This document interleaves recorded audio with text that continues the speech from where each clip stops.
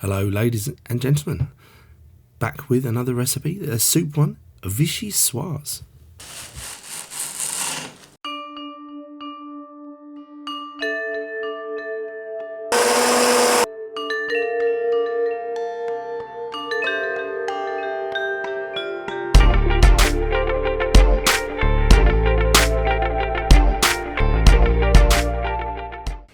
So I'm going to make Vichyssoise soup, which is a very, very French, and it's leek and potato soup served cold, which just sounds wrong.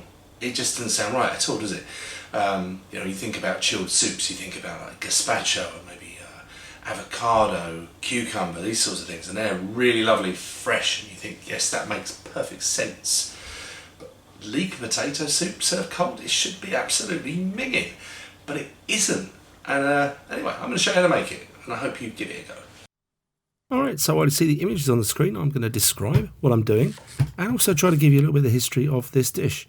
Removing the very green tops of the leek, save those for another dish, but you don't want that really dark stuff in this one. So dice up the rest of the leek evenly, and make sure you wash them thoroughly. I put mine in cold water, and I will leave them there for a good 10 minutes or so to let all the bits of grit fall out, and then I drain them and rinse them before using them. Dicing an onion, I'm sure you know how to do this, but there you go, a little demonstration.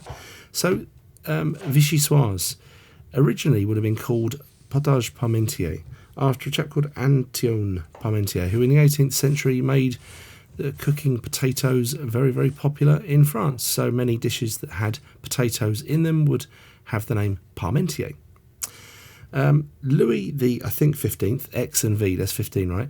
He loved this soup, but he had so many tasters because he was paranoid about being killed that he, by the time he got around to having it, it was cold, and he actually really liked it that way. So that popularised it being served cold.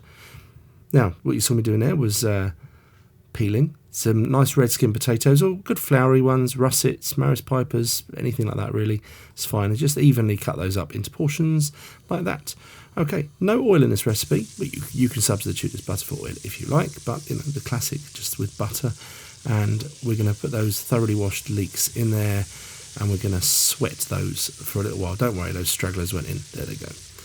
Added into that the onion and some garlic. Don't worry about chopping it. We're going to blitz this thing up and just sweat that gently, low to medium heat for a good 5 minutes or so. A little bit of salt will help to draw out the moisture and speed up that cooking process. So further investigation, there's some claims that this dish is not French, which I so boldly said earlier, that it could be American. Now, there's a French chef called Louis Diat working in America who repopularised this dish, working at the Ritz-Carlton. And what he did, well, he grew up in the town of Vichy, so Vichyssoise. So there you go, sort of American Franco dish. Right, so while I was waffling about the history there, you saw me add the potatoes and some parsley.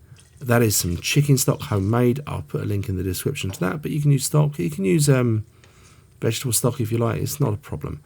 All right, and I also going to top it up with a little bit of water, but lid on, simmer gently until potatoes are nice and soft, cooked through. Your knife goes through them easily and even squishes it.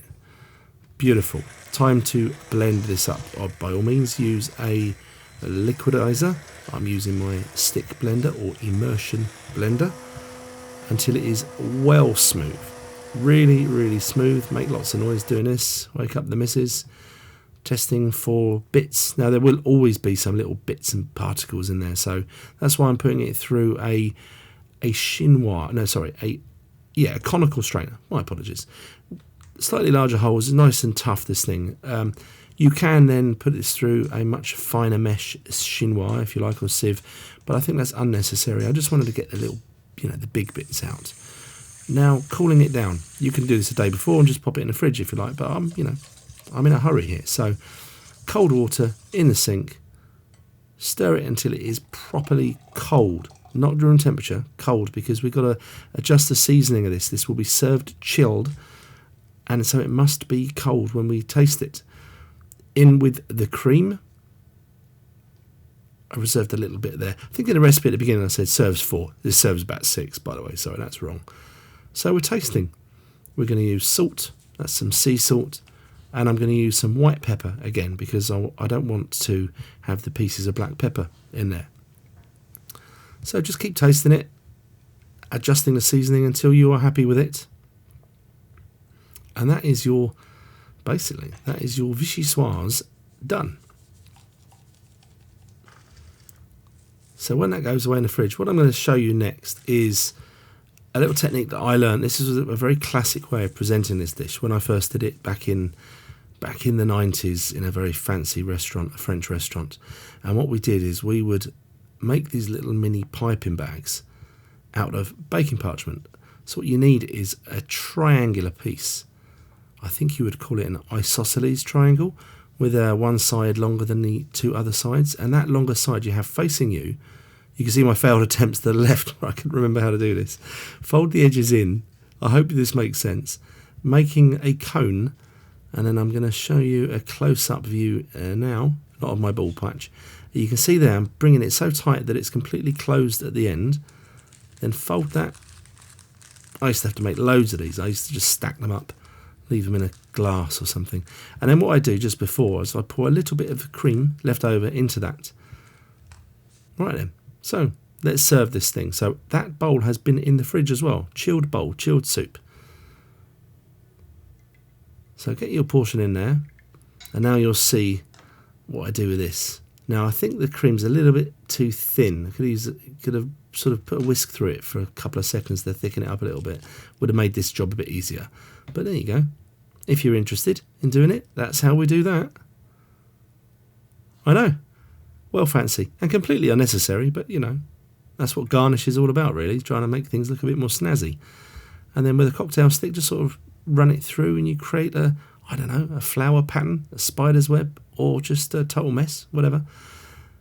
A few little finely sliced chives. I think chives go so well with this because of the onion nature of the Leeks. This is an alternative way of doing it. Again, a chilled bowl, much more simple, dollop of creme fraiche and some chives. I think I prefer that method actually. And now back to me. Right, so first time I would have had Vichyssoise for 20 years. I don't know why, because it's so nice. But let's have a go. Well, hopefully this one's nice. Oh yeah. And how is cold leek potato soup nice? I just don't know. None of the flavours are too overpowering. It's kind of like just a natural melody, blend of flavours, and the creaminess really helps, I've got to say. Does it beat gazpacho as a chilled soup? No, probably not, but I mean, so what, eh? It's still absolutely gorgeous. Anyway, so yeah, have a go. Let me know how you get on, and see you in the next video coming soon. Bye.